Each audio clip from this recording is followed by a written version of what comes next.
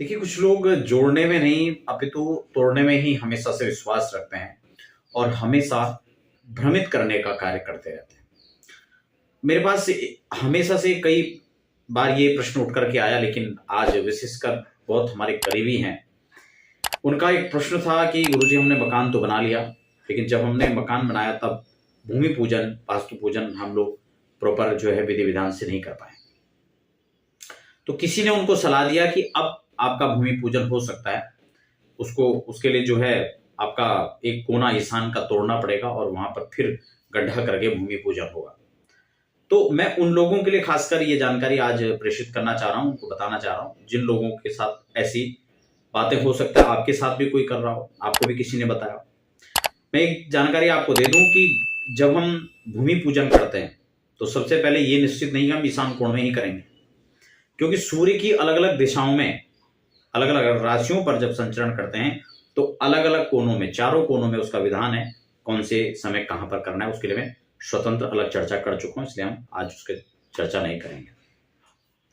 लेकिन सबसे पहले तो ईशान कोण में कर रहे हैं, चलो उसको भी हटाओ।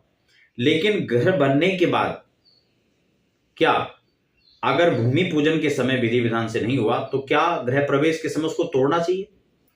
यह बिल्कुल अनुचित है, क्योंकि गृह प्रवेश के समय किसी भी प्रकार का तोड़फोड़ नहीं करना चाहिए। आप इस बात को समझ लें। इसी प्रकार लोग वास्तु के नाम पे भ्रमित करते हैं। तो सबसे पहले तो इस बात को समझ लें कि वहां पर तोड़ने फोड़ने की कोई भी आवश्यकता नहीं है। अगर उस समय वास्तु का पूजन कंप्लीट नहीं हुआ है, विधि विधान से नहीं हो पाया, तो गृह प्रवेश के समय वास्तु शांति यज्ञ जो होता है, वास्तु की जो पूजा होती है विशेषकर, वह इसी निवारण के लिए होता है कि अगर किसी भी प्रकार की त्रुटियां, जो रस्में हमें करनी चाहिए, जो विधि विधान के साथ करना चाहिए था, वो काम अगर नहीं हो पाए हैं तो भी आप गृह प्रवेश के समय उनका ऑप्शनल जो चीजें होती है, उनकी शांति का विधान होता है, उनकी पूजन की जो पद्धतियां होती हैं, उसमें आप उसको कर सकते हैं। उसके लिए किसी प्रकार की तोड़फोड़ की आवश्यकता नहीं है। इसीलिए हमारे यहाँ नियम है, गृह प्रवेश का नियम ही नहीं कि हवन कर दिया एक दिन तसले में और गृह प्रवेश हो गया, या सत्यनारायण भगवान कथा कर दिया और गृह प्रवेश हो गया, या फिर अखंड रामायण करा दिया, या इस प्रकार से गृह प्रवेश का कोई नियम नहीं है। गृह प्रवेश का संपूर्ण जो नियम है उसके लिए मैं हालांकि अलग से भी चर्चा कर चुका हूं। तो इसलिए वास्तु पूजन उसमें बहुत कंपलसरी है, वास्तु शांति उसमें है, ग्रह शांति, पितरों का अर्चन, ये सभी उसमें कंपलसरी रूप से होता है।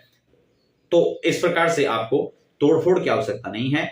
आपको हमें तोड़ने की परंपरा नहीं, जोड़ने की परंपरा, अन्य समाधान की ओर हमें बढ़ना चाहिए, न कि भ्रम में हमें जाना चाहिए। इस प्रकार से नहीं करना चाहिए।